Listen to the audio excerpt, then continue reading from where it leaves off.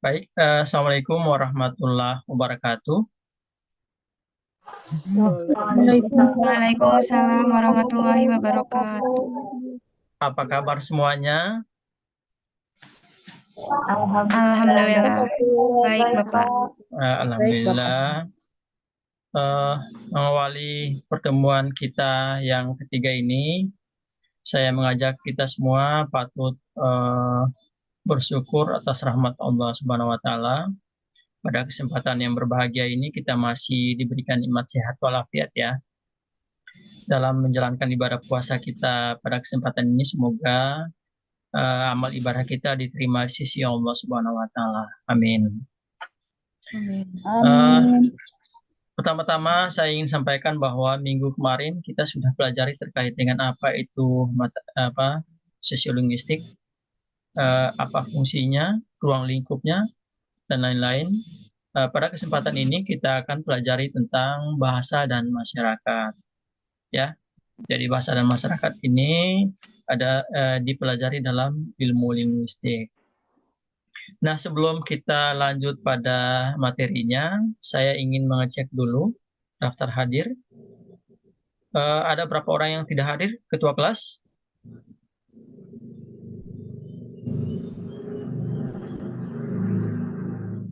Ada berapa orang yang tidak hadir, Ketua kelas?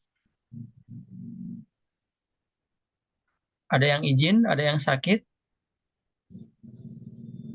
Atau ada yang mewakili Ketua kelas bisa menjawab? Silakan. Ada 15, Pak. Ada 15. Ya, Ya, Pak. oke, baik. Nanti absennya nanti kita cek secara langsung di aplikasi Siakat ya. Oke, baik. Sebelum kita masuk pada materi kita, saya berikan kesempatan kita untuk memulai pertemuan kita, materi kita pada kesempatan ini dengan berdoa kepada Allah Subhanahu wa Ta'ala. Ya, kita berdoa. Silakan berdoa mulai.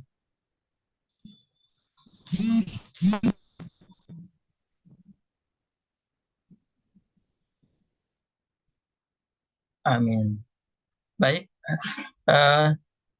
kita sekarang masuk pada pertemuan yang ketiga. Pertemuan yang ketiga itu membahas terkait dengan bahasa dan masyarakat. Sebelum masuk pada materinya, saya ingin menyampaikan pencapaian materi pada pertemuan kali ini. Pencapaian pembelajaran ya. Capaian pembelajaran pada kesempatan pertemuan kali ini, yang pertama, mahasiswa menjelaskan hubungan bahasa dan masyarakat. Mahasiswa mampu menjelaskan hubungan bahasa dan masyarakat. Kemudian yang kedua, mahasiswa saling tanya jawab tentang hakikat dan fungsi bahasa. Yang ketiga, mahasiswa menemukan keistimewaan bahasa di masyarakat. Yang ketiga, mahasiswa mampu mengidentifikasi gejala umum variasi bahasa di masyarakat itu sendiri. Ya, ada 4 yang harus dicapai dalam pertemuan kita pada kesempatan kali ini. Oleh karena itu, tolong diperhatikan dengan baik pada saat kita mengikuti perkuliahan. Kemudian yang berikut, dalam pertemuan ini kita semua akan menggunakan metode diskusi dan metode inquiry. Metode diskusi itu adalah metode tanya jawab ya tentang masalah-masalah pokok yang harus kita pelajari. Kemudian yang kedua itu metode inquiry. Metode inquiry ini bisa pada tugas-tugas yang harus kalian kerjakan nanti. Oke, baik.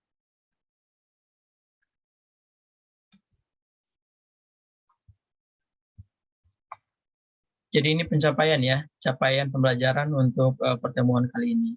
Berikut kita masuk pada kita evaluasi pertemuan kita kemarin. Ada yang bisa memberikan tanggapan sedikit terkait dengan apa itu bahasa dan apa itu masyarakat? Silakan. Ada yang tahu apa itu masyarakat? Ya. Ya, silakan. Mungkin bahasa itu sebagai alat komunikasinya ya Pak, dan masyarakat itu sebagai sebagai pengguna bahasa tersebut gitu. Baik, terima kasih atas jawabannya. Nah, saya ingin sampaikan bahwa bahasa adalah fungsi bahasa adalah sebagai alat komunikasi. Bahasa itu adalah sistem simbol, ya, sistem simbol yang diucapkan oleh orang manusia yang memiliki makna. Itu disebut dengan bahasa. Kemudian masyarakat itu sekumpulan orang mendiami dalam satu tempat yang saling membutuhkan satu dengan yang lain. Itu disebut dengan masyarakat. Dalam ilmu sosiolinguistik, ya, dalam ilmu sosiolinguistik itu bahasa dan masyarakat itu keduanya tidak bisa saling terpisah satu dengan yang lain. Karena memang di mana ada masyarakat pasti ada bahasa. Di mana ada bahasa, pasti ada masyarakat di dalamnya. Karena memang hubungan satu dengan yang lain, masyarakat yang satu dengan yang lain itu membutuhkan bahasa. Dan itu kita sudah pelajari minggu kemarin. Oke, berikut kita berangkat daripada pemikiran Ferdinand de Saussure terkait dengan bahasa dan masyarakat atau bahasa dan tutur. Ya, Ferdinand de Saussure menyampaikan bahwa di dalam bahasa itu ada tiga ciri yang bisa mewakili bahasa itu sendiri. Yang pertama adalah lengek. Lengek ini Ferdinand menyampaikan bahwa bahasa itu ya hanya dimiliki oleh manusia, ya, tidak dimiliki oleh makhluk-makhluk yang lain. Kenapa? Karena memang makhluk yang lain itu tidak memiliki sistem-sistem kebahasaan atau sistem-sistem simbol yang berkembang akan menjadikan sebuah bahasa.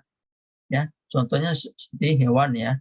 Hewan itu dia prinsipnya bisa berkomunikasi, namun dia tidak mampu berbahasa. Ya, apa perbedaan hewan dengan manusia dalam berkomunikasi? Kalau hewan itu hanya berkomunikasi menggunakan bunyi-bunyi, sementara manusia menggunakan bahasa.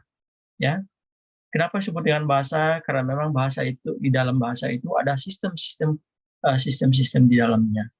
Ya, saya contohkan. Ya, ini contoh pertama ya. Contoh pertama lengek ya. Lengek ini menurut Ferdinand, lengek adalah sistem bunyi yang digunakan oleh manusia, sementara hewan tidak. Ya, di sini saya berikan contoh ya. Contoh ada orang utan, ya, ada monyet ya, gorila dan lain-lain. Ini secara fisik ya, secara fisik itu ada kemiripan-kemiripan dengan manusia. Ya, namun secara bahasa makhluk ini tidak bisa memproduksi bahasa yang mirip seperti manusia. Ya, ada uji coba gimana kemudian mengajarkan orang utan, gorila dan lain-lain untuk berbahasa, namun itu mengalami kegagalan. Kenapa? Karena memang produksi sistem bahasa yang ada di makhluk lain selain manusia itu tidak terbentuk dengan baik. Ya, jadi kalau misalnya ada orang utan bisa menyebutkan kata apa, nah kata apa itu sampai bertahun-tahun tidak akan ada perubahan, ya. Kalau manusia tidak. Kalau manusia itu kenapa bahasa manusia dengan bahasa hewan itu berbeda, ya. Bahasa manusia itu berbeda dengan bunyi-bunyi yang diucapkan oleh hewan itu. Kenapa berbeda? Karena memang manusia itu mampu memproduksi ya sistem kebahasaan, sementara hewan tidak. Saya bisa memberikan contoh terkait dengan sistem kebahasaan yang dimiliki oleh manusia. Ya, pertama, misalnya anak itu umur 2 tahun. Anak umur 2 tahun itu mampu memproduksi 1 suku kata, 2 suku kata. Namun setelah dia mengalami perubahan fisik besar dan lain-lain, perkembangannya, dia akan mengalami perubahan bahasa secara otomatis. Ya, Makanya jangan heran anak usia 1 tahun, 2 tahun berbeda dengan anak usia yang dewasa. Nah, ini perubahan bahasa, ya. Jadi sistem-sistem kebahasaan itu atau lambang-lambang bunyi bahasa yang digunakan manusia itu berkembang terus-menerus. Sementara manusia, sementara hewan tidak. Ya. Saya ingin bertanya pada kalian semua, pernah dengar burung nuri bisa berbicara? Menyebutkan kata-kata? Suara saya terdengar jelas tidak? Terdengar, Pak. Oh ya, baik. Terdengar, Pak. Nah, ada yang pernah mendengar peniruan suara burung nuri mirip dengan manusia? Istilahnya burung nuri bisa berbicara atau burung beo bisa bicara. Ada pernah dengar itu? Pernah, Bapak. Oke, baik. Ada yang tahu alasannya kenapa bisa burung nuri bisa meniru bahasa manusia? Yang setahu Ahmad itu biasanya mereka tuh merekam dulu apa yang mereka Ya. dengar. Baik, terima kasih atas jawabannya. Namun binatang atau makhluk lain, ya, makhluk lain itu sistem adalah merekam, ya, merekam bunyi-bunyi yang digunakan oleh di luar daripada spesiesnya, misalnya suara manusia. Jika manusia mengajarkan burung nuri atau burung beo berbicara, Assalamualaikum, Assalamualaikum, Assalamualaikum. Nah, lambat laun bunyi yang dikeluarkan oleh manusia ini akan direkam, ya, direkam dalam sistem sarafnya dia, sistem otaknya dia. Nah, ketika dia merekam, dia akan mengulangi bunyi itu, ya, mengulangi bunyi itu dan terus menerus mengulangi bunyi itu. Berbeda dengan manusia. Manusia ketika umur 1 tahun dia mengucapkan ucapan kata makan, 2 tahun berikutnya atau 3 tahun berikutnya dia akan mengucapkan kata makan itu akan berkembang. Saya ingin makan nasi. Saya ingin makan nasi di warung. Saya ingin makan nasi di warung yang enak. Nah, ini sistem bahasa. Nah, sistem bahasa yang dimiliki oleh manusia ini, ya, itu tidak dimiliki oleh makhluk yang lain. Itu menurut Ferdinand de Saussure. Berikut yang kedua, ini saya berikan contohnya tadi, ini burung beo dan burung nuri. Kedua burung ini mampu secara cepat meniru bunyi-bunyi yang diucapkan oleh manusia, baik bunyi ucapan manusia maupun bunyi-bunyi yang lain, misalnya bunyi kendaraan, bunyi suara-suara yang lain. Berikut tadi lengek, ya, sekarang lengu. Lengu ini adalah sistem lambang yang digunakan oleh kelompok anggota masyarakat tertentu untuk berkomunikasi, berinteraksi dengan sesamanya. Contohnya misalnya bahasa Sunda, bahasa Jawa, Batak, Manado, dan Madura, dan lain-lain. Nah, yang dimaksud dengan lengek ini disebut dengan idiolek. Ya. Apa yang maksud dengan idiolek? Idiolek itu ciri khas bahasa yang dimiliki oleh kelompok masyarakat. Ya, misalnya bahasa Sunda itu memiliki ciri khas, bahasa Jawa itu memiliki ciri khas, bahasa Batak, Manado, dan lain-lain itu memiliki ciri khas. Ya, ciri-ciri khas bahasa ini, ya, itu disebut dengan idiolek. Ya, idiolek itu ciri khas bahasa dalam kelompok masyarakat tertentu. Nah, saya di sini saya gunakan video untuk bisa ditonton dan nanti kalian melihat bahasa apa yang diucapkan oleh di dalam video itu.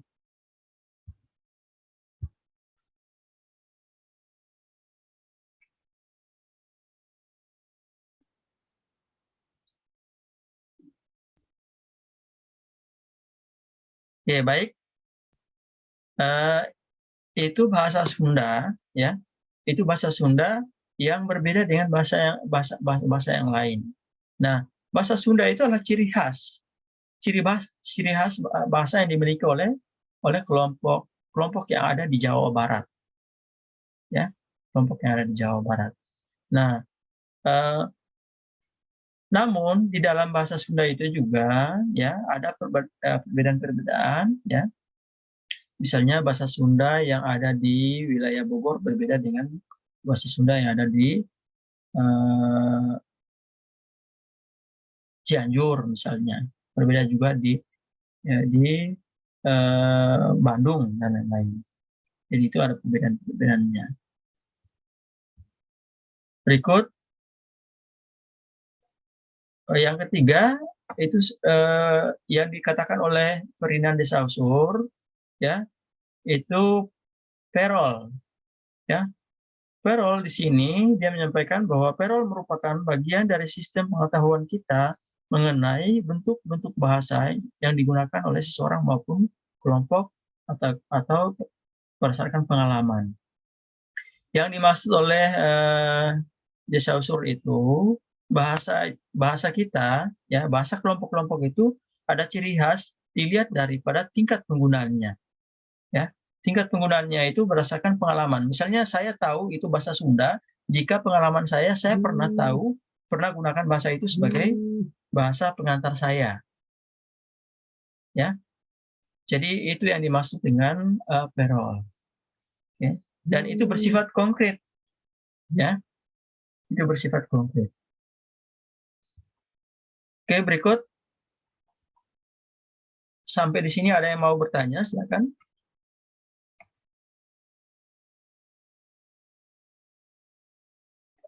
Baik, kalaupun tidak ada yang mau bertanya, atau tidak ada yang belum bertanya, atau belum ada yang bertanya, kita lanjut pada verba repertoire.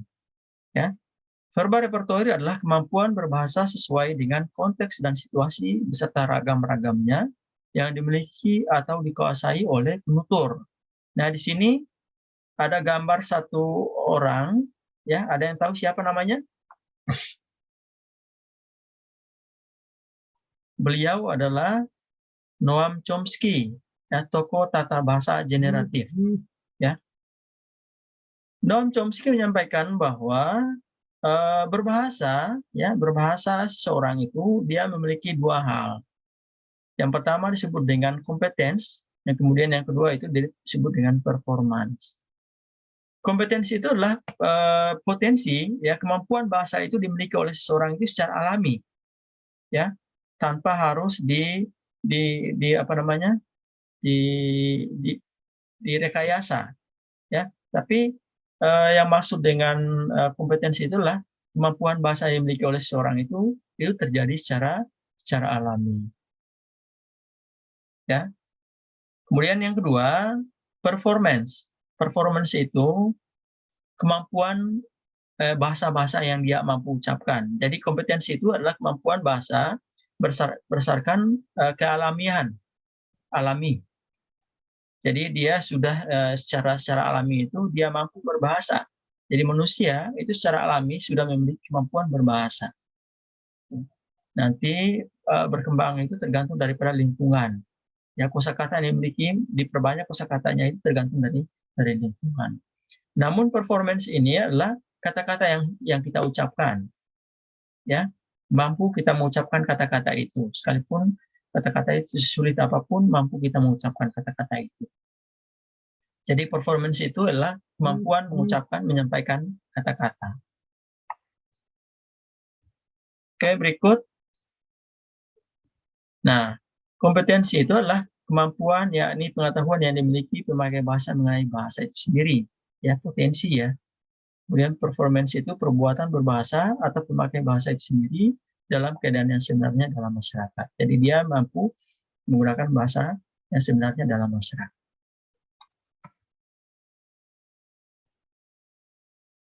Oke, berikut, menurut Halliday, bahasa bukan hanya kemampuan gramatikal, namun bahasa juga membicarakan tentang konteks atau gestur. Nah, Halliday ini menyampaikan bahwa bahasa itu bukan hanya sekedar kata-kata gramatikal, ya, kata-kata yang keluar dari mulut kita. Ternyata bahasa itu juga harus didukung oleh gestur kita. Ya. kita menunjukkan kita tidak senang itu kita akan menunjukkan dengan gestur yang berbeda. Misalnya, saya tidak senang dengan si A. Ketika saya bicarakan tentang pribadinya dia, saya akan menunjukkan ketidaksenangan saya. Bahasa itu adalah gestur, ya. Jadi gestur itu didukung untuk memperkuat makna daripada bahasa yang kita ucapkan secara gramatikal. Oke, berikut masyarakat tutur, ya. Jadi tadi kita sudah bicara tentang potensi bahasa, kemampuan bahasa dan lain-lain. Sekarang kita bicara tentang bahasa dalam masyarakat. Masyarakat tutur, ya, kelompok masyarakat yang memiliki verbal repertoire, ya, verbal repertoire itu adalah bahasa yang dimiliki dalam satu kelompok. Verbal repertoire yang relatif sama serta mempunyai penilaian yang sama terhadap norma-norma pemakaian bahasa disebut dengan masyarakat tutur. Nah, yang maksud dengan masyarakat tutur itu adalah masyarakat yang menggunakan bahasa yang sama dan menilai terhadap norma-norma. Jadi misalnya masyarakat tutur Sunda, ya, masyarakat tutur Sunda dikatakan masyarakat tutur jika sesuatu yang jelek, tidak baik, itu orang Sunda menyampaikan itu tidak baik, ya. Itu disebut dengan masyarakat tutur. Maksudnya bahwa ketika mengucapkan kata yang tidak baik, satu kata itu dari Sunda apa namanya, Bogor sampai Sunda Cianjur sampai Bandung, itu mereka sepakat bahwa kata yang diucapkan itu tidak baik. Itu disebut dengan penilaian terhadap norma-norma pemakaian bahasa. Satu kata dianggap mereka tidak baik, dianggap mereka dalam satu kelompok itu tidak baik. Ya, itu maksud saya. Berikut, menurut Bloomfield, sekelompok orang yang menggunakan suatu sistem isyarat yang sama.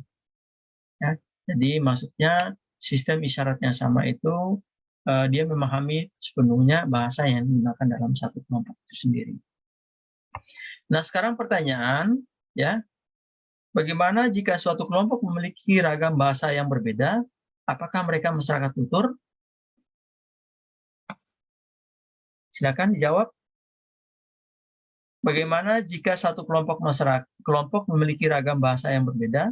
Apakah mereka termasuk masyarakat tutur? Tidak, Pak. Ya, Kan alasannya berbeda soalnya. Karena berbeda. bahasan juga berbeda. Berbeda, ya. Oke, baik. Nah, saya Ya, Pak. ingin berikan gambaran sedikit terkait dengan bahasa-bahasa yang ada di Indonesia misalnya. Ya.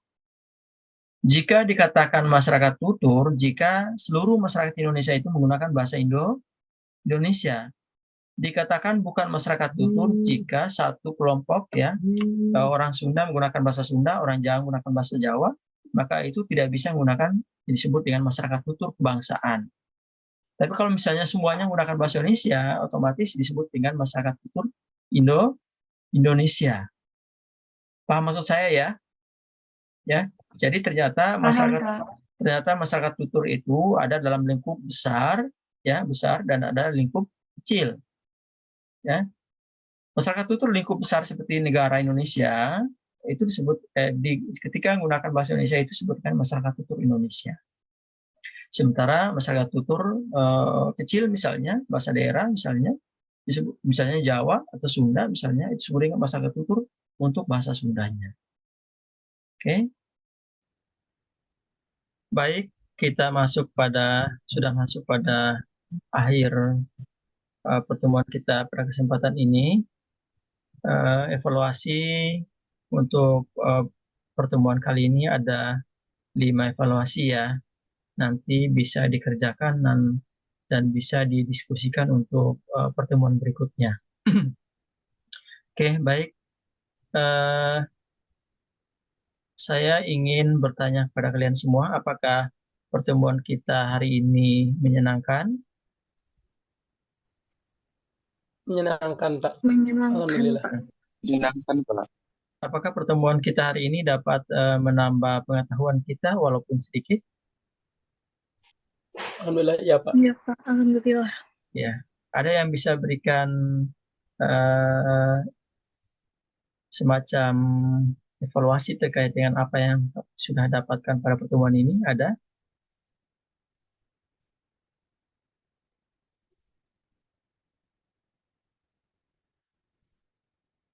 Oke, baik. Kalaupun tidak ada, nanti evaluasi ini nanti dikerjakan dan dikumpulkan minggu depan. Ya. Ada pertanyaan? Kalaupun tidak ada, saya pikir cukup sekian. Billahi taufiq wal hidayah. Assalamualaikum warahmatullahi wabarakatuh. Waalaikumsalam Warahmatullahi wabarakatuh. Terima kasih, Pak. Terima kasih Bapak. Terima kasih, Pak. Sama-sama.